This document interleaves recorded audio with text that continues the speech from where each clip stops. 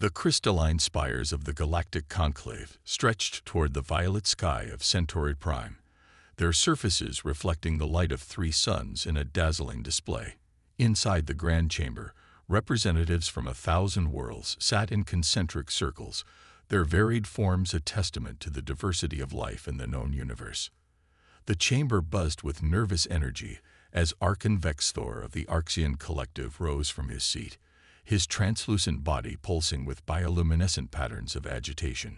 The Arxians had maintained their position as the galaxy's foremost civilization for over 10,000 years, their mastery of psychic energy unmatched across known space, until now.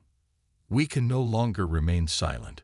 Vexthor's telepathic voice resonated through the minds of all present. The humans have become a threat to the very fabric of our society. Their technological advancement rate exceeds all safety protocols established by the ancient accords. Sarah Chen, Earth's ambassador to the Conclave, sat in her designated position, a slight smile playing at the corners of her mouth. Her simple black suit stood in stark contrast to the ornate biomechanical robes worn by the other representatives. She appeared almost amusingly ordinary among the assembled alien dignitaries. The Arxian Collective hereby declares its intention to contain the human threat. Vexthor continued, his form now glowing a deep crimson. We will not allow their unchecked expansion to destabilize millennia of carefully maintained order. A wave of gasps and murmurs rippled through the chamber. The Arxians hadn't taken military action against another species in over 3,000 years. Their psychic abilities were so formidable that mere threats usually suffice to maintain their preferred order. Sarah Chen stood, her movement deliberately unhurried. The Arxian Collective's concern is noted, she said, her voice calm and clear without any technological amplification. Though I must admit, we find it rather amusing. The chamber fell silent. Even Vexthor's bioluminescence flickered in surprise. Amusing. The Archon's telepathic voice carried undertones of rage. You face extinction, human, and you speak of amusement. Oh yes, Sarah replied, straightening her jacket. You see, there's something rather important you should understand about humans. She paused, making eye contact with various representatives around the chamber. We've been expecting this. The Arxian Collective's representatives pulsed with patterns of confusion and anger. Vexthor moved closer to the chamber center, his form towering over Sarah. Your arrogance is remarkable, even for your kind. Our psychic abilities can reduce entire civilizations to primitive states. We can erase memories, destroy minds, and reshape reality itself. What defense could you possibly have prepared? Sarah's smile widened. That's the beautiful thing about humanity, Arxian. We've learned through our own history that the best defense isn't always the obvious one. While you've been watching us develop our spacecraft and energy systems, you've missed something far more fundamental. She turned to address the entire chamber. The Arxian Collective believes that their psychic abilities make them invincible. They've relied on this advantage for so long that they've forgotten a basic truth. Evolution never stops. Natural selection never rests. And humanity. She chuckled. We've been naturally selecting for psychic resistance for generations without even knowing it. The chamber erupted in confusion.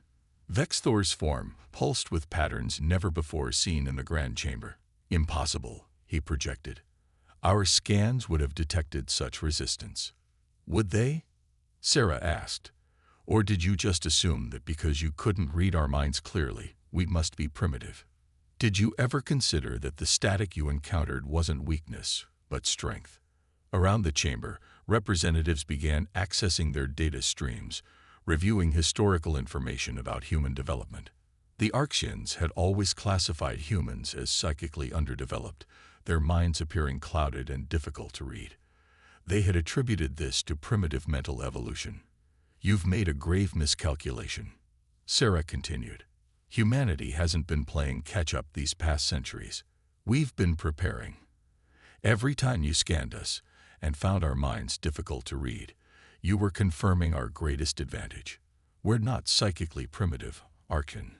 We're naturally shielded. Even if what you say is true, Vex Thor projected, though his confidence was noticeably diminished. Our technology, our fleet, is impressive, Sarah interrupted. Truly impressive. But you've spent millennia relying on psychic dominance, while we've had to innovate in every other direction. You can't imagine the technologies we've developed because you never had to develop them yourselves. She turned back to face Vex Thor directly. So yes, Archon, we find your declaration amusing. Because you've just done exactly what we've been waiting for. You've shown your hand first. The chamber had grown so quiet that the subtle hum of the environmental systems seemed loud by comparison. Sarah gathered her minimal belongings from her desk. The Earth Federation accepts your declaration, she announced. But I suggest you review your historical records. Humans have a rather interesting track record when it comes to facing supposedly superior forces. She started walking toward the chamber's exit, then paused. Oh, and Archon, you might want to check on your forward fleet. They should be encountering something interesting right about now. As if on cue, the chamber's emergency communication systems activated. A cascade of alerts began flooding in from the edge of human space. The Archean advance fleet, sent as a show of force, had gone completely silent. Sarah Chen walked out of the grand chamber, leaving behind a storm of chaos and confusion. As the doors closed behind her, she activated her quantum communicator. Command, this is Ambassador Chen. They took the bait. Initiate Protocol Omega. And please, she smiled, do try to leave them some ships. We want them to be able to surrender properly when the time comes. The silent victory had begun, and humanity hadn't fired a single shot.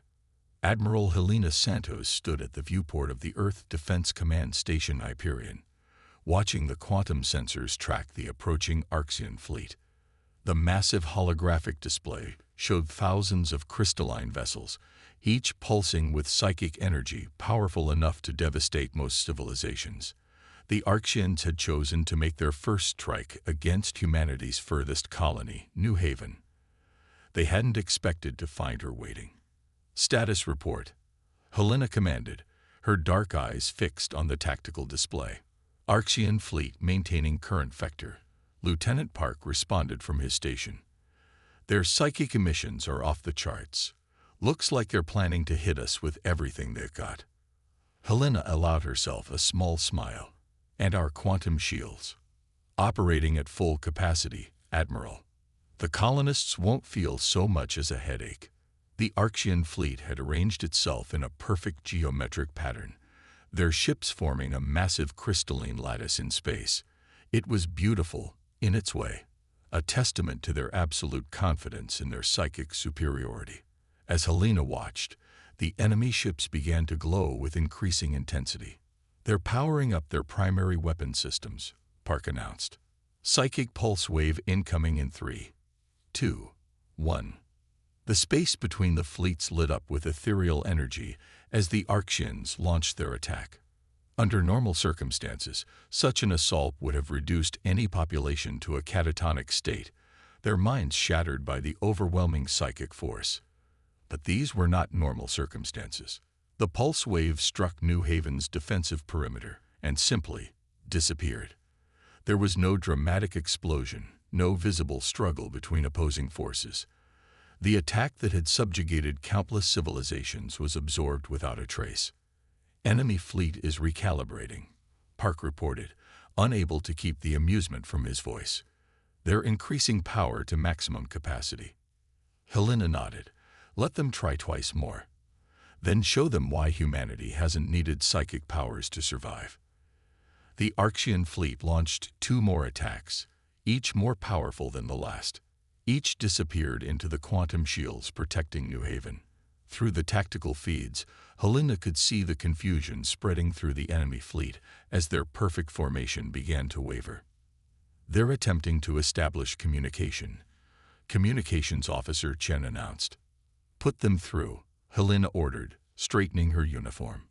The holographic display shifted to show the translucent form of Fleet Commander Zixtal, his bioluminescence patterns showing clear signs of distress. This is impossible, His telepathic voice resonated. No species can withstand the combined psychic assault. Perhaps, Helena replied, you should have considered that before declaring war on humanity. But since you're here, allow us to demonstrate why we've never needed psychic abilities to defend ourselves. She nodded to her tactical officer. Lieutenant Park, initiate Protocol Prometheus. Around New Haven's orbit, hundreds of previously invisible platforms suddenly revealed themselves. They were elegant in their simplicity. No crystalline structures or ornate designs. Just pure functionality shaped by centuries of human engineering.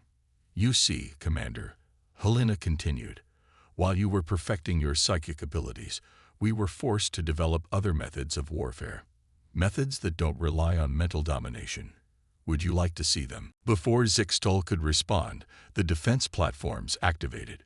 Beams of concentrated quantum energy lanced out, not targeting the Arxian ships directly, but rather the space between them. The perfect lattice formation that enhanced their psychic abilities suddenly became their greatest weakness as spatial distortions rippled through their fleet. What is this? Zixtal demanded, his form flickering with panic. We call it quantum field disruption, Helena explained calmly. Your ships are beautiful, Commander, but they rely too heavily on psychic energy to maintain their systems. When that energy is disrupted, she gestured to the view screen, where Arxian vessels were already beginning to lose power and drift out of formation. This is your only warning, Helena announced. Withdraw your fleet, or we will be forced to demonstrate our offensive capabilities as well. And I assure you, you won't enjoy that demonstration. The Arxian commander's image flickered as his ship's systems struggled against the quantum disruption. This isn't over, human. The collective will not stand for this resistance. No, Helena agreed. It's not over. But it's not going to proceed the way you imagined either. You have 30 minutes to retreat before we escalate our response. I suggest you use them wisely. As the communication ended, Helena turned to her crew. Maintain quantum disruption fields. Prepare emergency rescue operations for any Arxian ships that lose complete power. We may be at war, but we're still human. She watched as the once mighty Arxian fleet struggled to regroup, their perfect formation shattered, their confidence broken. This was only the beginning, she knew. The Arxians wouldn't accept this defeat easily, but humanity had spent centuries preparing for this moment, developing technologies and strategies that no psychic power could counter. Admiral, Park called out, we're detecting quantum communications from multiple non-aligned worlds. It seems our little demonstration has attracted some attention. Helena smiled. Everything was proceeding exactly as Earth's strategic AI had predicted. The Arxians' greatest mistake hadn't been attacking humanity. It had been doing so in front of the entire galaxy. Send them our standard diplomatic package, she ordered, including the defensive shield specifications. Mom, Park questioned, are we sure we want to share that technology? The time for secrets is over, Lieutenant. Humanity didn't develop these defenses just to protect ourselves. We developed them to ensure that no species would ever again face psychic subjugation.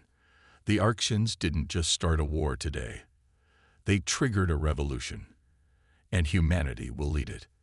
As the quantum disruption continued to spread through the enemy fleet, Helena knew that this was just the first move in a much larger game. The Arxians had ruled through fear and psychic dominance for millennia. Now they would learn what happened when they faced an enemy who had spent centuries preparing not just to resist them, but to break their power forever. The revolution had begun, and it would reshape the galaxy in ways the Arxians could never have predicted. The Arxian High Command Chamber pulsed with waves of agitation as reports continued to flood in from across the galaxy.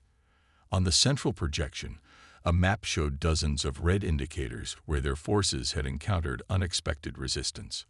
Archon Vex Thor's crystalline form flickered with patterns of deep crimson as he absorbed the latest updates. Impossible, he projected to the assembled commanders. They've distributed the shield technology to 17 different species in less than a standard week. Supreme Commander Nyxera, her ancient form shimmering with centuries of accumulated psychic energy, moved to the center of the chamber. The humans are more dangerous than we anticipated. They're not just defending themselves, they're systematically dismantling our entire power structure. In the depths of Earth's Quantum Defense Command, Dr. Maya Patil monitored the spread of humanity's defensive technology across the galaxy. Her team had spent decades perfecting the quantum consciousness shields, but even she hadn't anticipated how quickly other species would adopt and implement them. Director Chen, she called out, we're receiving integration success reports from the Centaurian Alliance. Their entire central worlds are now shielded from psychic influence. Sarah Chen, recently promoted to Director of Galactic Defense Integration, nodded with satisfaction. And the Arxian response? Exactly as predicted, Maya replied, pulling up a tactical display. They're consolidating their forces for a massive strike against Earth. They still think if they can break the heart of humanity, they can stop the spread of our technology. Sarah smiled. Then it's time for Phase 3. Contact Admiral Rivera. Aboard the Earth Defense Fleet flagship Prometheus, Admiral James Rivera received the transmission with quiet satisfaction. His fleet had been waiting in quantum silence, hidden in the shadows of Saturn's rings. The massive ships represented the pinnacle of human military technology, vessels that combined quantum field manipulation, advanced AI integration, and weaponry that operated on principles the Arxians had never conceived.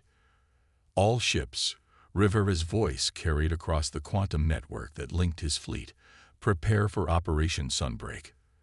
The enemy believes they're launching a surprise attack. Let's show them what a real surprise looks like.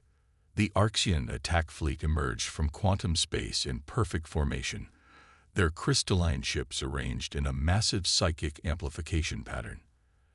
At their center, a vessel twice the size of all others pulsed with enough psychic energy to theoretically overwhelm any known defense. They found Earth apparently defenseless, its orbital installations quiet, its defense fleet nowhere to be seen. Supreme Commander Nyxera, leading the assault personally, felt the first twinge of unease. It was too easy. Full psychic assault, she commanded. Shatter their world's will to resist. The combined might of over 1,000 Arxian warships focused their psychic energy on Earth. The attack that could have stripped the consciousness from an entire civilization rippled across Earth's quantum shields and dissipated like morning mist. And then humanity struck back. From behind Saturn's rings, Rivera's fleet emerged from quantum silence. But they didn't attack the Arxian ships directly. Instead, they activated a technology that the Arxians had never imagined possible. Quantum consciousness in Virgin Field, active, Rivera's tactical officer reported. Target lock on all Arxian vessels. The Arxians experienced something unprecedented in their history. Their psychic network, the source of their power and coordination, suddenly turned against them. Every attempt to project psychic energy was reflected back, amplified, and inverted.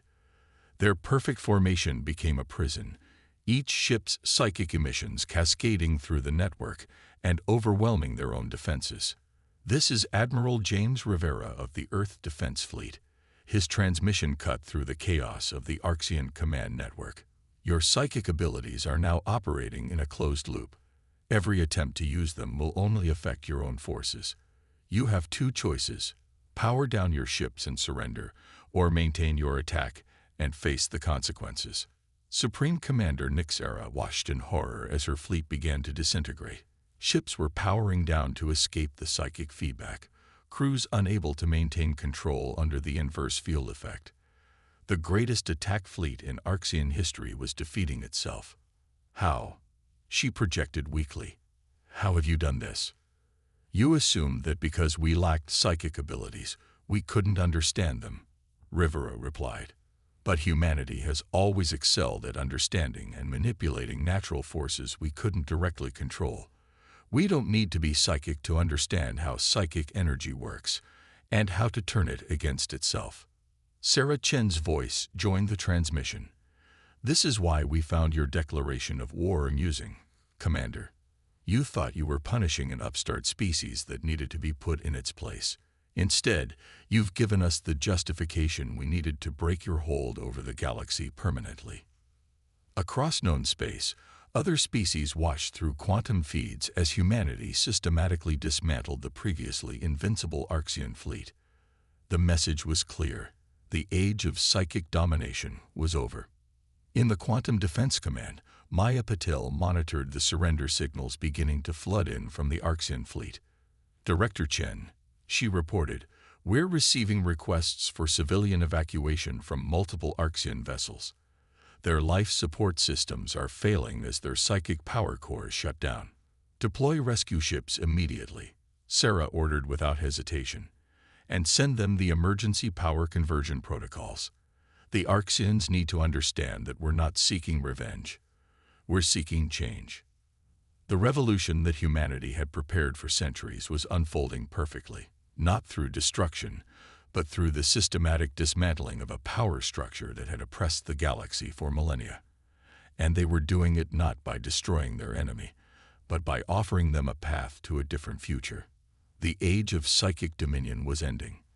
The age of human innovation was about to begin. The grand archives of the Centaurian Alliance hummed with activity as representatives from 200 species gathered in its ancient halls.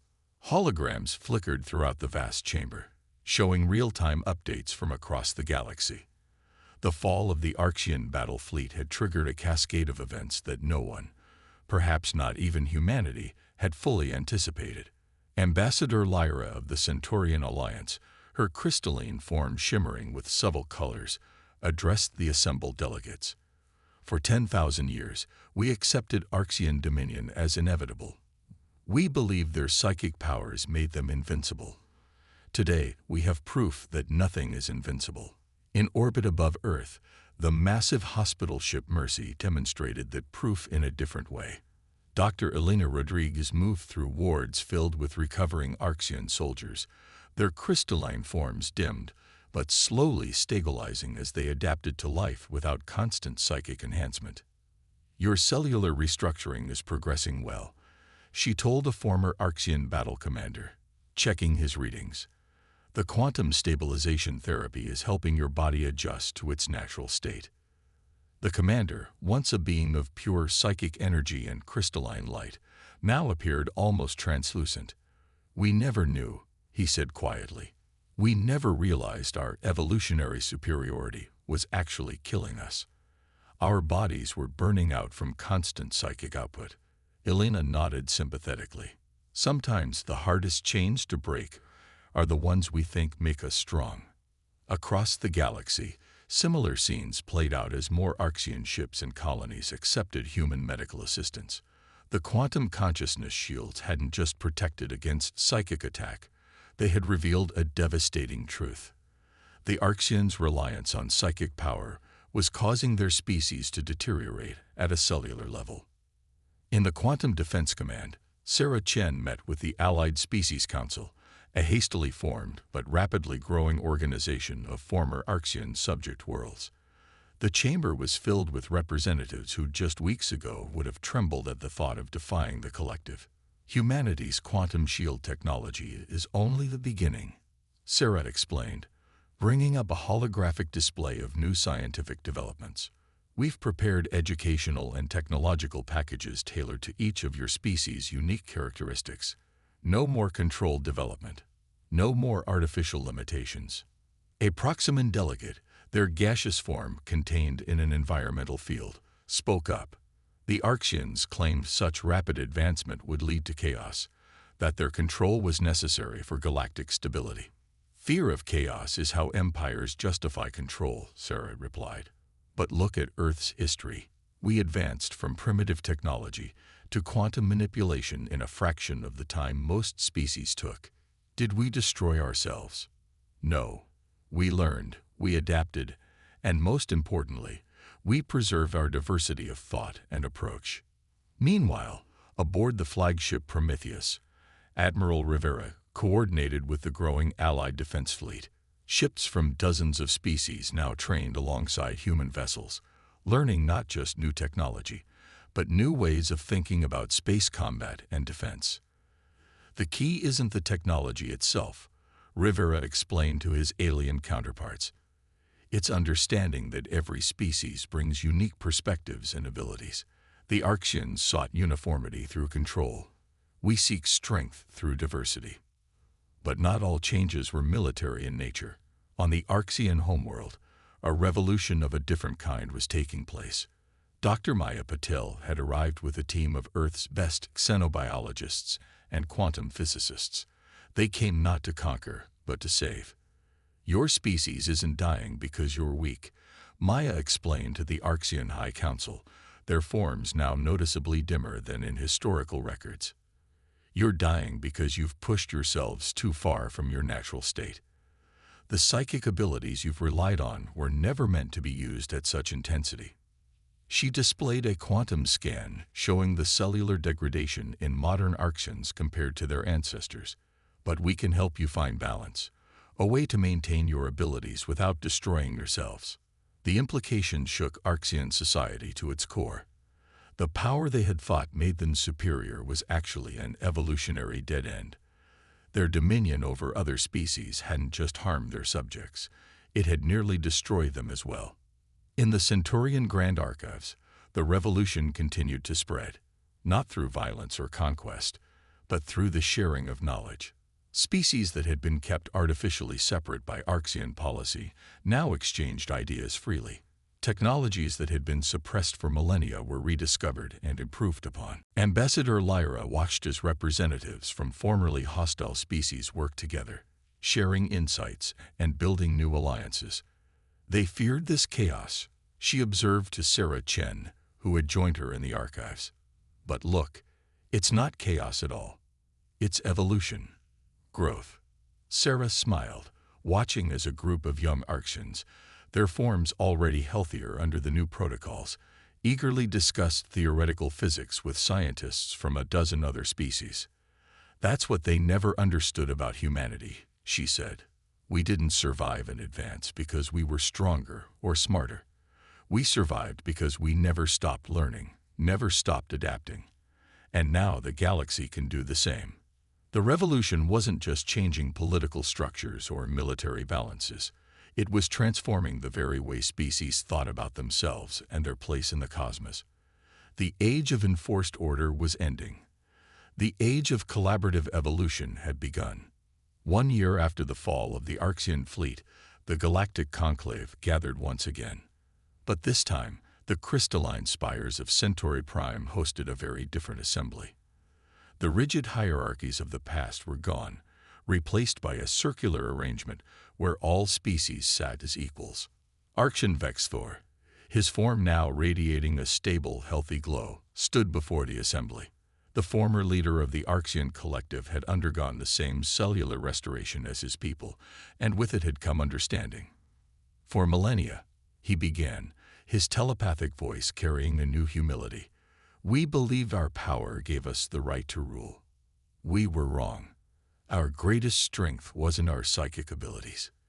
It was our potential to change, a potential we denied not only to others but to ourselves. In the Earth delegation, Sarah Chen sat beside Admiral Rivera and Dr. Maya Patel. They had been the architects of humanity's response to Arxian aggression, but their victory had evolved far beyond their original plans. The Arxian collective formally dissolves its empire, Vexthor announced. In its place, we propose joining the new Galactic Alliance of Free Species, if you will have us. The chamber erupted in discussion, but not in fear or anger as it had a year ago. Species that had once been bitter enemies now consulted with each other as allies and friends. The quantum shields that had started as defensive technology had become a foundation for something far more important: trust. Ambassador Lyra, now serving as the Alliance's first council chair, activated the central holographic display. Let us show you what we envision for our future together, she said, bringing up images of joint scientific projects already underway across the galaxy. The display showed massive engineering works where dozens of species collaborated. quantum transportation networks, Dyson sphere construction projects, and environmental restoration of worlds damaged by centuries of exploitation. But more impressive than the projects themselves was how they were being accomplished. Humanity showed us that true strength comes not from domination, but from cooperation. Lyra continued. Each species brings unique perspectives, abilities, and insights. Together, we can achieve what none of us could alone. Dr. Maya Patel stepped forward to present the latest scientific findings. The quantum consciousness integration protocols have evolved beyond our expectations, she explained. Species are discovering new ways to communicate and collaborate. The Arxians' psychic abilities, once used for control, are being adapted to facilitate understanding between different forms of consciousness. On screens around the chamber, feeds showed this transformation in action. On a dozen worlds, Arxian healers worked with human quantum physicists and scientists from other species, developing new therapeutic applications for psychic energy. Their powers, once devoted to domination, now serve to heal and connect. Admiral Rivera presented the defense aspects of the new alliance. Our combined fleet now operates on principles of mutual protection and response, he explained. No single species controls it. No single approach dominates. We've created adaptive command structures that can incorporate the strengths of any species that wishes to contribute. But perhaps the most profound changes were visible in the younger generations. In universities and research centers across the galaxy, students from hundreds of species worked together, sharing knowledge that had been restricted for millennia. The Arxian youth, freed from the burden of enforced superiority, were among the most eager to learn new ways of thinking. Sarah Chen rose to address the assembly. A year ago, the Arxian collective declared war on humanity because they feared our potential for change. Today, we all embrace that potential. We've proven that advancement doesn't have to mean conflict. That strength doesn't have to mean dominance. That victory doesn't have to mean defeat. She gestured to the displays showing collaborative projects across the galaxy. This is humanity's true gift to the galaxy. Not our technology, not our defenses, but our understanding that diversity breeds resilience. That chaos can lead to growth. That change, even painful change, can lead to renewal. The assembly chamber, once a place of rigid protocol and fearful submission, now buzzed with energy and possibility. Species that had been enemies for thousands of years worked together on plans for the future. The Arxians, once isolated by their own sense of superiority, were learning the joy of true collaboration. We stand at the dawn of a new era, Sarah concluded, not because one species triumphed over another, but because we all chose to triumph over our fears. The silent victory wasn't winning a war, it was ending the need for war itself.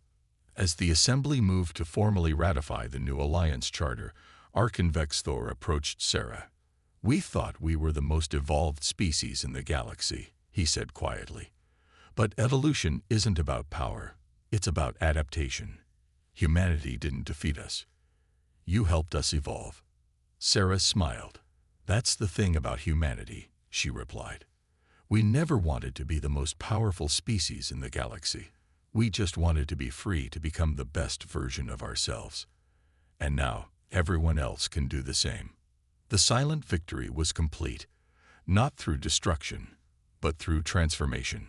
Not through power, but through understanding. The galaxy had changed not because humanity had conquered it, but because they had shown a better way forward. And in the endless expanse of space, countless civilizations looked toward a future where cooperation replaced control, where diversity bred strength, and where the only limits were those of imagination and courage.